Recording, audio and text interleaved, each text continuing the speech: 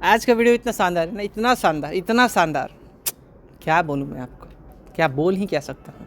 अच्छा एक बात बताऊँ आपको मैं, आज मैं आपको एक शेयर बता देता हूँ वीडियो को शुरुआत में ही, जिसका नाम है मजगाँव डॉक। इस वेट हाँ, तो इस शेयर के अंदर आप कह सकते हो कि पोटेंशियल बहुत ज़्यादा है।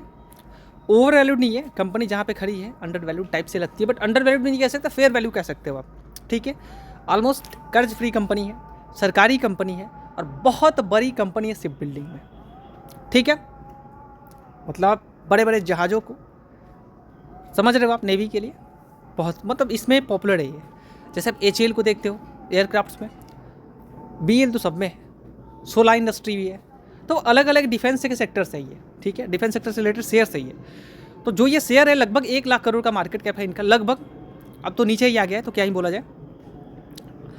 बहुत बढ़िया शेयर जो भाई अच्छे तरीके से परफॉर्म कर रहे हैं, और इसी के दम पे ये अपने इन्वेस्टर्स को माला माल करके रखे हैं भाई, माला माल कर दिया अपने इन्वेस्टर्स को।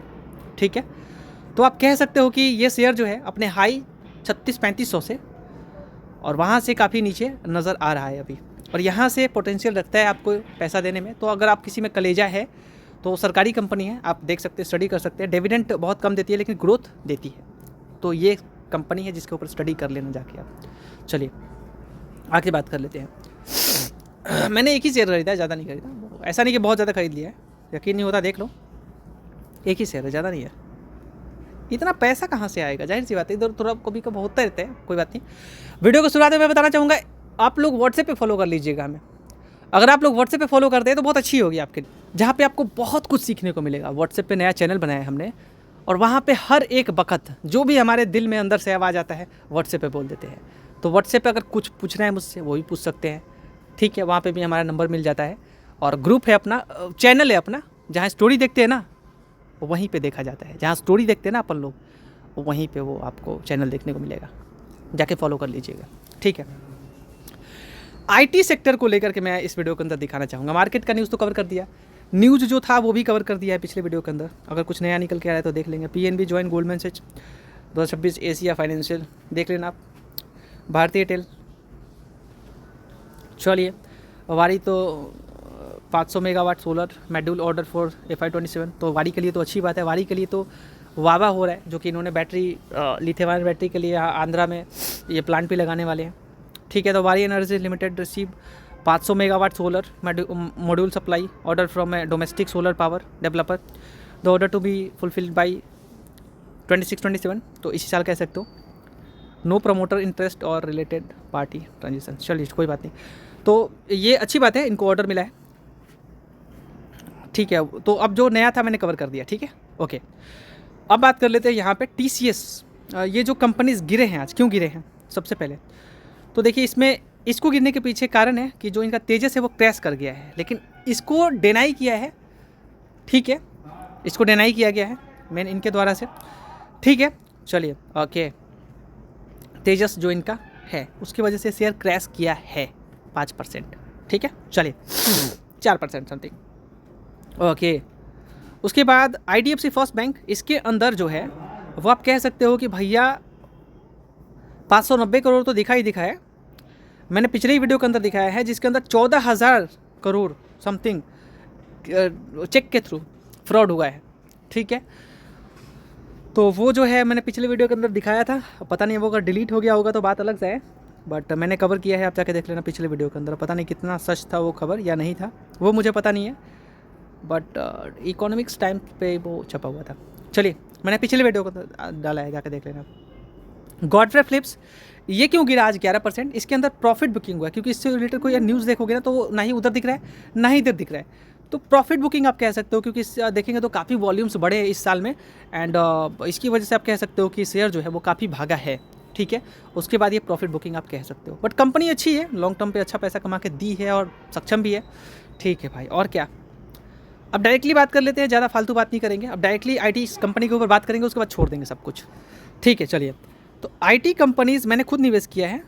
TCS की बात कर लेते हैं, पहले बड़े बड़े लोगों को देख लेते हैं थोड़ा क्या चल रहा है उनके अंदर। देखिए, सबसे पहले तो मैंने निवेश किया है, एक दो शेयर खरीदा है हमने। ठीक है, और फिलहाल अगर देखा जाए तो प्रोमोटर तो स्थिर के स्थिर है, बट बढ़ाया किसने स्टेक है, सितंबर से दिसंबर देख लेते हैं या फिर जून से देख लेते हैं, जहाँ से देखो गया तो म्यूचुअल फंड 5.13 थे और वहाँ 5.52 हो चुके हैं म्यूचुअल फंड वाले। 5.13 से 5.52 जंप देखना आप, ठीक है। उसके बाद आप देखोगे DII 6.87 से 7.35, इन्होंने भी अपना स्टेक बढ़ा लिया है। ओके ठीक है। FII की बात करें 11.47 से थोड़ा सा स्टेक इन्होंने कम किया है, जो कि दिख भी रहा है। लेकिन यहाँ आप देखेंगे सितंबर से तो ये स्टेक था कितना 10.33 और 10.33 से 10.37 हो चुका है, बढ़ चुका है दिसंबर क्वार्टर में, ठीक है। 0.04 कह सकते हो आप, ठीक है। तो बढ़ाया है स्टेक, कम किया है वो तो बात है, बट और लगातार कम कर रहे हैं वो, ये देखने में आ रहा है, ठीक है। बट यहाँ म्यूचुअल फंड और DII खरीद रहे हैं और स्टेक इन्होंने थोड़ा सा बढ़ा लिया इस क्वार्टर में, जो घटा रहे थे लगातार वो थोड़ा सा बढ़ाया है। बट ठीक है, अगर स्टिल फिर से वो बेच रहे हैं कोई बात नहीं है, हम देख लिया जाएगा, टेंशन ना लो आप। चलो ओके, अब इससे रिलेटेड कुछ और भी शेयर्स हैं, लाइक इन्फोसिस है। तो इन्फोसिस के अंदर क्या चल रहा है, तो आप देखेंगे इन्फोसिस के अंदर तो इन्होंने एंथ्रोपिक के साथ कोलैब किया, उन्होंने OpenAI के साथ, TCS ने OpenAI के साथ, और इसने, और हालांकि TCS बहुत सारे लोगों के साथ कर रहा है, ठीक है। एंथ्रोपिक जिससे डर था, इधर जो आउटसोर्सिंग वर्क ये लोग क्या करते थे, ठीक है। ओके, तो FII जो स्टेक यहाँ पे भी 30 सबसे ऊपर FII है, 30.22 से 30.45 स्टेक बढ़ाया है। यहाँ आप देखेंगे तो लगातार स्टेक इसके अंदर भी घटाया है, जो कि 33% था और वो यहाँ घट रहा है हर क्वार्टर, ठीक है। लेकिन यहाँ पे स्टेक बढ़ा लिया है, ठीक है। और ये 1 साल का कैप मारते हैं, 20% से म्यूचुअल फंड 22% हो चुके हैं। और DII की बात करें 18.32 से 19 इन्होंने भी स्टेक बढ़ाया है। प्रमोटर की बात करें 14.43 से 14.52 इन्होंने भी स्टेक बढ़ाया है अपना। रिटेलर्स भागे ज़रूर हैं, ठीक है, ओके कोई बात नहीं, कोई भाग रहे हैं तो प्रमोटर ही स्टेक खरीद रहा है थोड़ा बहुत, और म्यूचुअल फंड और DII, ठीक है। ये तो अच्छी बात है, रिटेलर्स घट रहे हैं। आप समझ रहे हो सिग्नल कहाँ जा रहे हैं, आप समझदार हो।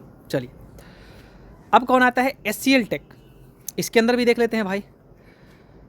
तो इसके अंदर अगर आप जाते हो, मैं अपने पोर्टफोलियो को भी दिखा दूंगा, ठीक है। चलिए, और वो भी दिखा दूंगा मैं आपको, चाहे मैंने पोर्टफोलियो नहीं दिखाऊंगा, मैंने बता दिया एक हीरा शेयर, उस हीरा शेयर के ऊपर स्टडी कर लेना, बहुत गिरा हुआ है, बहुत गिरा हुआ है, सच बता रहा हूँ मैं, ठीक है। गिरे हुए शेयर को ढूंढते हो ना, और वो भी स्टेबल कंपनी को, बता दिया दोस्त, जाकर स्टडी कर लेना उस कंपनी के बारे में। चलो, एक ही शेयर जानो लेकिन स्टडी कर लो, इन्वेस्ट करने के लिए मैं नहीं बोलता, स्टडी कर लो। पैसा बना के दिया है, गिरे हुए शेयर पैसा बना के देते हैं, अरे भागते हुए तो कितना पैसा दे देगा, भागते हुए जगह पे तो अक्सर लोग फंसते हैं। अच्छी कंपनी गिरे हुए नजर आ जाती है विदाउट एनी रीज़न, भाई साहब पकड़ लेने का। चलो, तो प्रमोटर 60 वहीं पे स्थिर है। FII जो है वो अपना स्टेक इसके अंदर घटाए ज़रूर हैं, 19 से 18 से आप कह सकते हो 1664 से 1622, तो स्टेक FII ने SCL टेक के अंदर लगातार घटाया है, ठीक है। म्यूचुअल फंड 8 से 9 हो गए, 8-19 से 9, मतलब 1% समथिंग स्टेक बढ़ा लिया समथिंग। DII 7 से 9, 2% समथिंग, और रिटेलर्स स्थिर हैं, बिल्कुल स्थिर। बट अगर FII ने बेचा है ना, तो स्टेक खरीदा किसने, म्यूचुअल फंड और DII। चलिए ओके, विप्रो बहुत गिरा है, मैंने खुद इन्वेस्ट किया है लेकिन ज़्यादा इन्वेस्ट नहीं किया, बस 1200 रुपये 1500 रुपये, बहुत ज़्यादा नहीं। पैसा उतना है ही कहाँ भाई, गरीब हम लोग, जन्मजात गरीब पैदा हुए, ठीक है। कितना पैसा कमाएंगे भाई, हमारे पूर्वज दिल के अमीर थे, और ऐसा नहीं अमीर तो पहले से भी हैं, वो उतना अमीर नहीं, दिल के अमीर थे, ठीक है। और जन्मजात गरीब मैं था, हमारे परिवार वाले अच्छे थे, ठीक है। ओके, तो भाई साहब यहाँ पे आप देखेंगे तो 72-75 से थोड़ा सा स्टेक इन्होंने कम किया है, वो चलता रहता है, बहुत बड़ी वो बात है नहीं, ठीक है। चलिए, FII 10.30 से 10.49 FII ने यहाँ पे स्टेक खरीदा है विप्रो के अंदर, ठीक है। और DII ने क्या किया है, अच्छा रिटेलर 8.74 से 8.50 स्टेक घटा लिया, और म्यूचुअल फंड 4.29 से 4.86 अपना स्टेक बढ़ाया है। DII 3.92 से 3.52, तो DII ने थोड़ा सा स्टेक घटाया है, लेकिन बाकी म्यूचुअल फंड वाले ने अपना स्टेक बढ़ाया है और एफआईआई ने अपना स्टेक बढ़ाया है विप्रो के अंदर। आगे परसिस्टेंट, भाई साहब गिरावट बहुत ज़बरदस्त आ रहा है इसके अंदर बड़े प्लेयर्स माल दबा के उठा रहे होंगे भाई, लगातार परफॉर्म कर रहे हैं, वो भी ज़बरदस्त। ओहो, तो इसके अंदर आप कह सकते हो रिसेंट पे म्यूचुअल फंड प्रमोटर, ओके चलिए, ओके घटाया इधर प्रमोटर ने। म्यूचुअल फंड 2371 से घटाया है म्यूचुअल फंड। एफआईआई 2129 से 2280, 1% से ऊपर स्टेक बढ़ा लिया। और रिटेल 1760 से घटाया है, रिटेल ने घटाया है। डीआईआई 690 से 683, तो डीआईआई स्टेबल कह सकते हो आप, एंड रिटेल ने घटाया है थोड़ा बहुत। और एफआईआई ने खरीदा है स्टेक इसके अंदर, परसिस्टेंट के अंदर, और म्यूचुअल फंड ने खरीदा है, म्यूचुअल फंड ने घटाया है। तो म्यूचुअल फंड घटाए तो एफआईआई ने खरीद लिया है, जाहिर सी बात है, ठीक है। चलिए, म्यूचुअल फंड घटाए तो एफआईआई ने खरीदा है इसके अंदर, परसिस्टेंट के अंदर। बहुत ज़बरदस्त पिटा है भाई कोफोर्ज, और कोफोर्ज के अंदर ग्रोथ तो बहुत बढ़िया डिलीवर कर रहे हैं, बट पता नहीं भागता क्यों नहीं है। एफआईआई 3409 से 34 अपना स्टेक बढ़ा लिया है, और म्यूचुअल फंड भी थोड़ा सा बढ़ाया है स्टेक, थोड़ा सा। एफआईआई ने बढ़ाया है, एफआईआई ने बढ़ाया है। और डीआईआई 1622 से 14 कर लिया है, तो 1% समथिंग थोड़ा सा बढ़ा घटा लिया है। रिटेलर ने स्टेक बढ़ा लिया है, रिटेलर ने स्टेक कोफोर्ज के अंदर बढ़ाया है। देखिए, जो कम रुपीज़ के शेयर्स मिलते हैं ना, उस वहाँ रिटेलर्स थोड़े ज़्यादा अट्रैक्ट होते हैं। जो कम रुपीज़ का शेयर होता है, वैल्यू रिटेलर्स नहीं पकड़ पाते। अगर शेयर वैल्यू उनको 3000 या 8000 का शेयर मिल रहा है, अच्छा शेयर जो रिटर्न भी अच्छा दे रहा हो, रिटेलर्स वहाँ जाना प्रेफर नहीं करते। जाहिर सी बात है, इसके पीछे उनका मजबूरी भी होता है, लेकिन ये भी बात है कि ज़्यादा अट्रैक्ट वहाँ पे हो जाते हैं जहाँ सस्ता देखते हैं। चलिए, अपनी अपनी मेंटेलिटी है, बट थोड़ा सा चेंज करना होगा इसको, ठीक है। हम मैं भी बहुत पहले ख़रीदा करता था, बट जैसे जैसे मैं आगे बढ़ रहा हूँ तो मैं शेयर का प्राइस नहीं देखता, वैल्यू देखता हूँ मैं। सिंपल बात है, अगर मुझे 4-5 हज़ार 6 हज़ार इवन 10 हज़ार से का भी शेयर मैंने ख़रीदा है, डिक्सन का शेयर ख़रीदा है हमने, तो वहाँ एक ही शेयर है मेरे पास एक्चुअली, तो जहाँ मुझे वैल्यू नज़र आता है तो वहाँ 10,000 का शेयर हो या फिर कुछ भी हो, मैं ख़रीद देता हूँ, ठीक है। और टुकड़ा ही डालता हूँ जहाँ से मेरा पैसा डूब भी जाए ना, इतना भी ना लगे मुझे, ठीक है। इतना सोच के चलता हूँ मैं, ठीक है। तो बस वही बात है, मैंने दिखा दिया ओवरऑल प्रॉब्लम कितना है, और आपको पता चल जाएगा समय के साथ क्या होने वाला है और क्या नहीं होने वाला।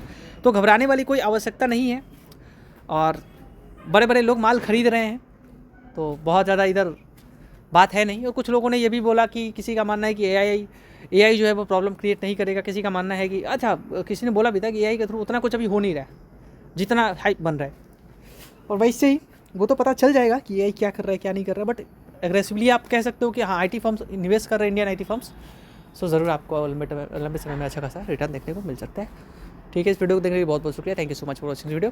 Thank you so much guys.